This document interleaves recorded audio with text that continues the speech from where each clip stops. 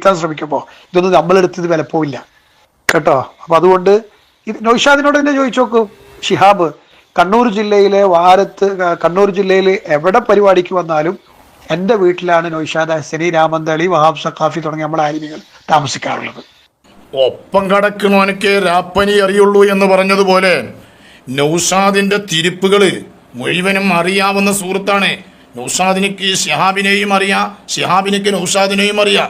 ഈ കണ്ണൂർ ഭാഗത്തേക്ക് നൗഷാദ് പ്രസംഗിക്കാൻ ചെന്നാൽ ഈ ഷിഹാബിന്റെ വീട്ടിലാണ് തങ്ങാറുള്ളത്. ഷിഹാബ് എന്നല്ല, മലപ്പുറം ജില്ലയിൽ നിന്ന് നമ്മളുടെ അഖിലുസുന്നത്തി വൽ ജമാഅത്തിന്റെ പണ്ഡിതന്മാർ ആര് ചെന്നാലും ഈ സുഹൃത്തുമായി കൊണ്ട ബന്ധപ്പെടുന്ന ഈ സുഹൃത്തിന്റെ വീട്ടിലാണ് കിടക്കുന്നത്. എന്തുകൊണ്ടാണത്? അദ്ദേഹം അത്രയും അഖിലുസുന്നത്തി വൽ ജമാഅത്തിൽ അടിയുറച്ച ഒരാളാണ്, അത്രയും ബന്ധമാണ് സുന്നത്ത് ജമാഅത്തിനോട്. ആയതുകൊണ്ടാണ് അങ്ങനെ വരുന്നത്. അതല്ലെങ്കിൽ അയാൾ വരുന്ന ആളുകൾ തിരസ്കരിച്ച് കഴിയൂലേ? അങ്ങനെ ഉണ്ടായിട്ടില്ല. പക്ഷേ ഇവൻ വൈലത്തൂർ തങ്ങൾ പാപ്പാനെ കളവ് ആക്കിയപ്പോൾ വൈലത്തൂർ തങ്ങൾ പാപ്പയെ ഇവനിലേക്ക് ചേർത്തുകൊണ്ട് ഇവൻ പറഞ്ഞതുകൊണ്ടാണ് ഈ ചെറുപ്പക്കാരൻ ഈ വോയിസ് വിടാനുള്ള കാരണം ഉണ്ടായിരിക്കുന്നത്. എൻ്റെ വീട്ടിലാണ്. നൗഷാദിനോട് തന്നെ ചോദിച്ചു നോക്കൂ. ഈ പറയപ്പെടുന്ന ആളുകൾക്ക് ചോദിക്കാം, ഷിഹാബ് വാരത്തിനെ അറിയുമെന്ന് ചോദിക്കും കേട്ടോ.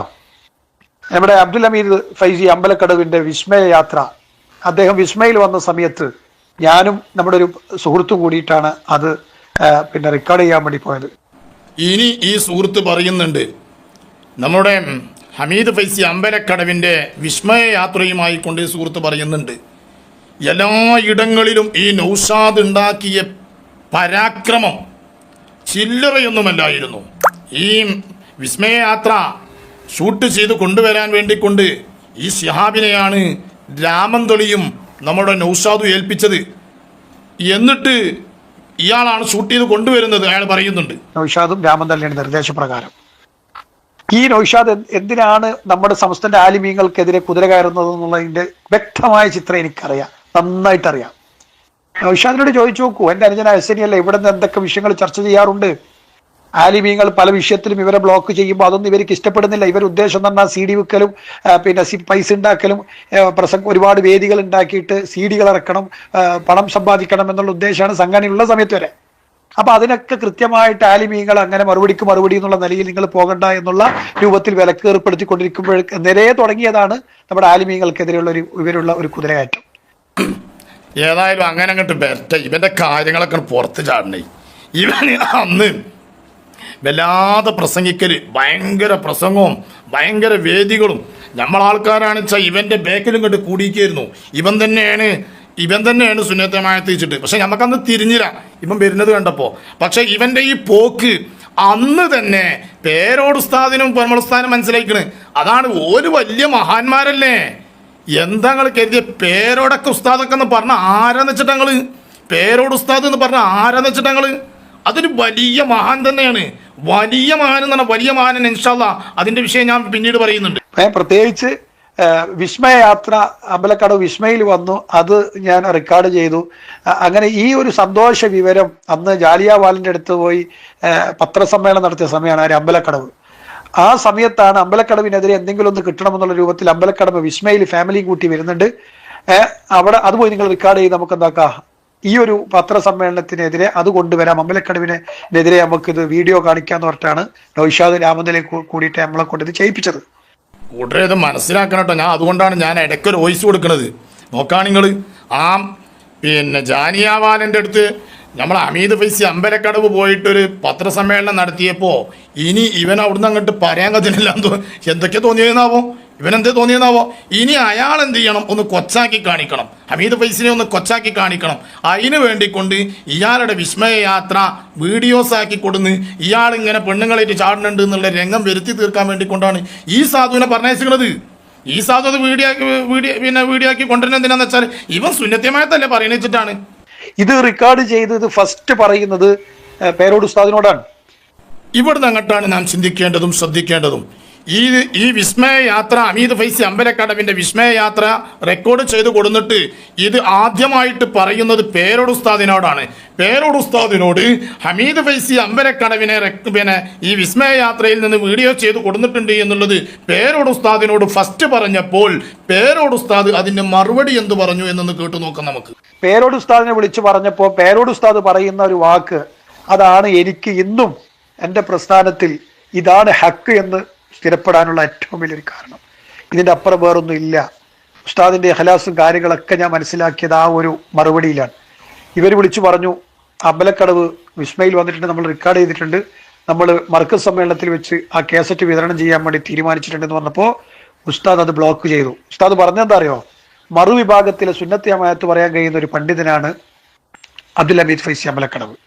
ഈ സീഡ് നിങ്ങൾ ഇറക്കിയാൽ അദ്ദേഹത്തിന് ആ സുന്നത്തി ജമാഅത്ത് പറയുന്നതിൽ എന്ത് ചെയ്യും, ആ പറയുന്ന വിഷയത്തിൽ അദ്ദേഹത്തിന് പല വിഷമങ്ങളും സംഭവിച്ചേക്കാം. അതുകൊണ്ട് ആ ഒരു വിഷമം അവിടെ ഒരു നിലക്കും അവർക്ക് ഉണ്ടാവാൻ പാടില്ല. ആ സീഡി നിങ്ങൾ പ്രദർശിപ്പിക്കാനും പാടില്ല, ക്ലിപ്പാക്കി ഇടാനും പാടില്ല എന്ന് പേരോട് ഉസ്താദ് വിലക്കേർപ്പെടുത്തിയ അന്ന് മുതൽ തുടങ്ങിയതാണ് ഉസ്താദിനോടുള്ള വിരോധം കേട്ടോ. അപ്പൊ അതുകൊണ്ട് ഇതേ ചരിത്രത്തിൽ നമുക്ക് കുറെ അറിയാം, അതൊന്നും നമ്മൾ പറയാതിരിക്കുന്നതാണ്. കേട്ടില്ലേ പ്രിയപ്പെട്ട സഹോദരന്മാരെ, പേരോട് ഉസ്താദിനെ സംബന്ധിച്ച് പറഞ്ഞത്.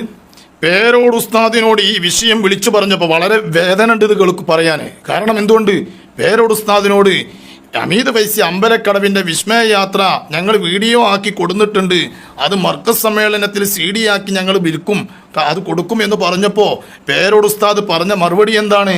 പേരോട് ഉസ്താദ് പറഞ്ഞത് എന്താണ്?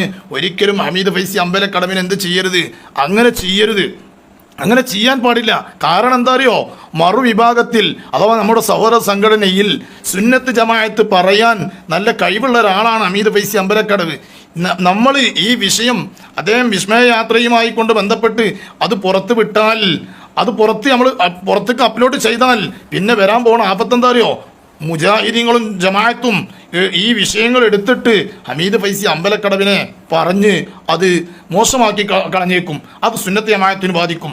അങ്ങനെ ഒരു സുന്നത്ത് ജമാഅത്തിനെ നമുക്ക് എന്ത് ചെയ്യാൻ പാടില്ല, കുറ്റുണ്ടാക്കി കളയാൻ പാടില്ല എന്ന്. അതുകൊണ്ട് അങ്ങനത്തെ ആ വീഡിയോ ഒരിക്കലും പുറത്തു വിടരുത് എന്ന് പറഞ്ഞ് തടഞ്ഞ അന്ന് മുതൽ തുടങ്ങിയതാണ് ഈ നൗഷാദിനിക്കും ഈ രാമന്തൊലിക്കുമൊക്കെ ഇവിടെ കച്ചവടം കഴിഞ്ഞു, ഇവിടെ ഈ രൂപത്തിലുള്ള CD വിൽപ്പന ഇനി നടക്കൂല, ഇനി ഇതുപോലത്തെ CD വിൽപ്പന ഇവിടെ നടക്കൂല, ഇവിടുത്തെ കച്ചവടം കഴിഞ്ഞു എന്ന് കാണലോട് കൂടെയാണ് ഈ നൗഷാദും കൂട്ടരും ഇങ്ങനെ ഇറങ്ങി തിരിച്ചത്. എൻ്റെ പ്രിയപ്പെട്ടവരെ, പേരോട് ഉസ്താദിനെ നാം മനസ്സിലാക്കേണ്ടതുണ്ട്. ഞാൻ പറഞ്ഞു കൊണ്ടുവന്നത് പേരോട് ഉസ്താദിന് ചില്ലറല്ല എന്ന് പറയാൻ കാരണം, പേരോട് ഉസ്താദിൻ്റെ അടുത്തേക്ക് ഞാൻ ഇപ്പം 16 കൊല്ലമായിട്ടുണ്ടാവും, 14 കൊല്ലമായിട്ടുണ്ടാവും. ആ സമയത്ത് ഞാൻ എൻ്റെ കുട്ടിക്ക് 3-4 വയസ്സാണെന്നാണ് എൻ്റെ ഓർമ്മ. അക്കാലഘട്ടത്തിൽ എൻ്റെ കുട്ടി വലിയ കുട്ടി ഓപ്പന്ന് ദർസിലാണ്, നമ്മുടെ മുനീർ അഹ്സനി കിഴക്കുംപറമ്പിൻ്റെ ദർസിലാണ് ഇപ്പം പഠിക്കുന്നത്. ആ സമയത്ത് അവനായിട്ട് പേരോട് ഉസ്താദ് അവൻ നല്ല സംസാരിച്ചിരുന്നു. ഉപ്പ എന്ന് വിളിക്കുന്നതും ഉമ്മ എന്ന് വിളിക്കുന്നതും ഒക്കെ നല്ല രൂപത്തിൽ പറഞ്ഞുകൊണ്ട് വന്നിരുന്നു. അങ്ങനെ ചെറിയതായിരുന്ന സമയത്ത് തന്നെ നല്ലോണം സംസാരിച്ചു പോന്നപ്പോൾ ഏതോ ഒരു കണ്ണേറ് തട്ടി ഒരു എന്തോ വളരെ പ്രയാസപ്പെട്ടു. പിന്നെ എന്നെ വിളിക്കാം ഇപ്പ അങ്ങനെ ഒരു ബിക്കിലാണോ വിളിച്ചിരുന്നത്. ഇങ്ങനെ പിന്നെ കണ്ണേറ് തട്ടിയതാണെന്ന് മനസ്സിലാക്കി ഞാൻ പേരോട് ഉസ്താദിൻ്റെ അടുത്തേക്ക് ഇവനെ കൊണ്ടുപോയി. പേരോട് ഉസ്താദിൻ്റെ അടുത്ത് കൊണ്ടുപോയി അവിടെ വരിയിൽ നിന്ന്, ഇവൻ ചെറിയ കുട്ടിയാണ്, ഇങ്ങനെ ആ റൂമിലൂടെ ഇങ്ങനെ ഓടിക്കളിച്ചപ്പോൾ പേരോട് ഉസ്താദ് ഓനെ നോക്കി ഓനെ വിളിച്ചിട്ട് പേരോട് ഉസ്താദ് പറഞ്ഞത്, ഈ കുട്ടി ആരെ കുട്ടിയാണെന്ന് ചോദിച്ചു. അപ്പം ഞാനൊന്ന് അങ്ങോട്ട് മുന്നോട്ട് നിന്നിട്ട് പേരോട് ഉസ്താദ് പറഞ്ഞെന്താ അറിയോ, ഈ കുട്ടിക്ക് നല്ല കണ്ണേറ് തട്ടിയിട്ടുണ്ടല്ലോ, ഈ കുട്ടിക്ക് നല്ല കണ്ണേറ് തട്ടിയിട്ടുണ്ട്, അതുകൊണ്ട് ഈ കുട്ടി ഒന്ന് പിന്നെ ഈ കുട്ടീനെ ഒന്ന് മന്ത്രിക്കട്ടോ എന്ന് പറഞ്ഞിട്ട് ഒപ്പം ഉണ്ടായിരുന്ന ആളുകളൊക്കെ കൈ നോക്കുന്നതിൻ്റെ മുമ്പ് എൻ്റെ കുട്ടിയെ പേരോട് ഉസ്താദ് നല്ലോണം മന്ത്രിച്ച് അവിടെ നിന്നുണ്ടായിരുന്നു, അവിടെ ഒരു ദിക്റുണ്ടായിരുന്നു, ഒരു ലിസ്റ്റ് അതും തന്ന് അവനെ നിങ്ങൾ ഇത്ര ദിവസം മന്ത്രിക്കണം കേട്ടോ എന്നും പറഞ്ഞു വിട്ട് അൽഹംദുലില്ലാ ഇന്ന് നല്ല രൂപത്തിൽ 16 വയസ്സായി കുട്ടിക്ക്, ഇന്ന് ദർസിൽ പഠിച്ചുകൊണ്ടിരിക്കുകയാണ്, ഒരു കുഴപ്പമില്ല, നല്ല റാഹത്താണ്. ഞാൻ പറഞ്ഞുകൊണ്ട് വന്നത് അങ്ങനെ ഓടിക്കളിക്കുന്ന സമയത്ത് പേരോട് ഉസ്താദ് പറഞ്ഞതാണ്, ഈ കുട്ടിക്ക് കണ്ണീർ കെട്ടിയിട്ടുണ്ട്, ഞങ്ങൾക്കത് ഉറപ്പായിട്ടാണ് ഞാൻ കൊണ്ടുവന്നിട്ടുള്ളത്. എൻ്റെ പ്രിയപ്പെട്ടവരെ, ഇതുപോലെ ഒരുപാട് കാര്യങ്ങൾ പേരോട് ഉസ്താദിൻ്റെ വിഷയത്തിൽ പറയാനുണ്ട്. സുന്നത്ത് ജമാഅത്തിന്റെ വിഷയത്തിൽ ഈ പറയപ്പെട്ട നൗഷാദൊക്കെ സംഘടനയിൽ ഉള്ള കാലഘട്ടത്തിൽ അഥവാ 1995 കാലഘട്ടങ്ങളിൽ വാഴക്കാട് ഒരു ഗണ്ണന പ്രഭാഷണത്തിന് പേരോട് ഉസ്താദ് വന്നു. അന്നൊക്കെ നമ്മൾ പിന്നെ ഗസറ്റ് ടൈപ്പ് റിക്കാർഡിൽ ഇട്ടുകാണ്ട് ഉള്ളൊരു സമയമാണ്, ഗസറ്റിൻ്റെ കാലഘട്ടമാണ്. ആ സമയത്താണ് പേരോട് ഉസ്താദ് അവിടെ ഗണ്ണനത്തിന് വന്നു, ഗണ്ണനവുമായി കൊണ്ട് പ്രസംഗിച്ച്. അപ്പോൾ അന്ന് ഉണ്ടായിരുന്ന ഒരു സംഘടനയുടെ നേതാവ്, സംഘടനയുടെ ഒരു നേതാവ് പേരോട് ഉസ്താദിനോട് പറഞ്ഞൊരു വാക്ക്, പേരോട് ഉസ്താദിനോട് പറഞ്ഞു, വഹാബികൾക്കാണ് മറുപടി, മുജാഹിദിനാണ് മറുപടി പറയുന്നത്. ഈ മുജാഹിദിന് മറുപടി പറയുമ്പോൾ പേരോട് ഉസ്താദിനോട് ഒരു നേതാവ് പറഞ്ഞു, നമ്മളുടെ ഒരു നേതാവ് പറഞ്ഞു, ഞാൻ ആ പേര് പറയുന്നില്ല, ആ നേതാവ് പറഞ്ഞ എന്താ അറിയോ, നമുക്ക് ഇതിൽ കുറച്ച് അപ്പുറമൊക്കെ ഒന്ന് കുറച്ച് ഒഴിവാക്കിയിട്ട് റെക്കോർഡ് ചെയ്തിട്ട് നമുക്ക് ഈ ഗസറ്റ് നമുക്ക് മൈക്കയിൽ കേൾപ്പിച്ചൂടെ എന്നുള്ളൊരു അഭിപ്രായം പറഞ്ഞു. പേരോട് ഉസ്താദ് പറഞ്ഞു, സുന്നത്ത് ജമാഅത്ത് അങ്ങനെ ചെയ്യാൻ പാടില്ല, മുറിച്ച് കേൾപ്പിക്കാൻ പാടില്ല, സത്യം പറഞ്ഞിട്ട് വിജയിക്കണം, സത്യത്തിനേ വിജയമുള്ളൂ.